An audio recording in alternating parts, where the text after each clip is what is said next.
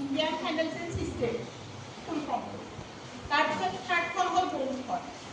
হয়নে business organisation and management তিনিখন paper এই তিনিখন হৈছে তোমালোকৰ কমাৰ্চৰ মেইন পেপাৰ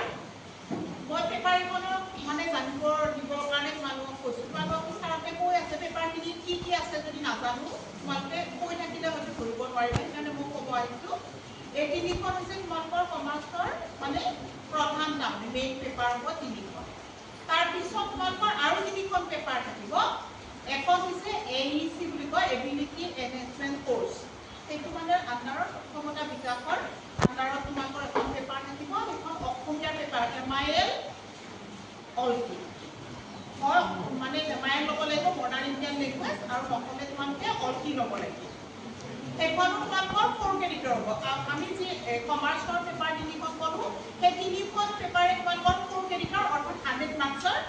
আৰু AEC পেপাৰখনো তোমালোকৰ 100 মাৰ্কছৰ হয়নে তাৰপিছত আৰু এখন থাকিব তোমালোকৰ 2 নম্বৰ পেপাৰ থাকিব বিজনেছ ইকনমিক্সখন বুজিছা সেইখন পৰিব মাল্টিডিসিপ্লিনাৰী আণ্ডাৰত মানে সেইখন পৰিব সেইখনত তোমালোকৰ থাকিব ক্ৰেডিট 3 ক্ৰেডিটখন তোমালোকৰ 75 মাৰ্কছৰ ইকনমিক্সৰ পেপাৰখন কিমান হ'ব এতিয়া 75 মাৰ্কছৰ বাকি আগৰ পেপাৰ আমাৰ 4খন পেপাৰ হ'ল 100 মাৰ্কছৰ এখন থাকিব তোমালোকৰ 75 আৰু এখন EVS-ৰ পেপাৰ থাকিব তোমালোকৰ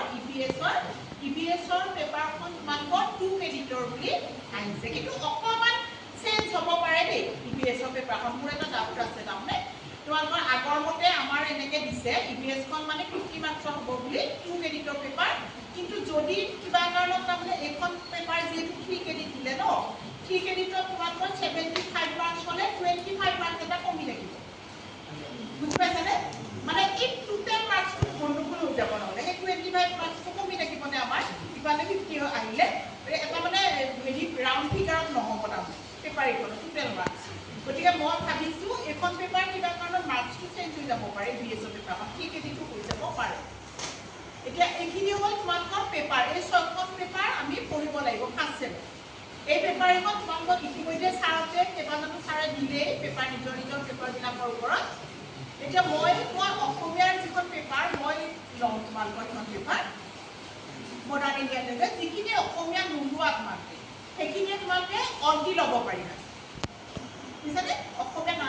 ষ্টুডেণ্ট কিছুমানে অসমীয়া নলয় গতিকে অলকি কৰিব পাৰিবা তোমালোকে অলকি পেপাৰখন আমাৰ ৰমেন কলিতা ছাৰে পঢ়াব বুজিছা এতিয়া যিয়ে নহওক মোৰ পেপাৰখন যিহেতু 100 মাৰ্কছৰ হ'ব 100 মাৰ্কছৰ পেপাৰখনৰ তোমালোকৰ 4 ক্ৰেডিটৰ পেপাৰ 60 প্লাছ 40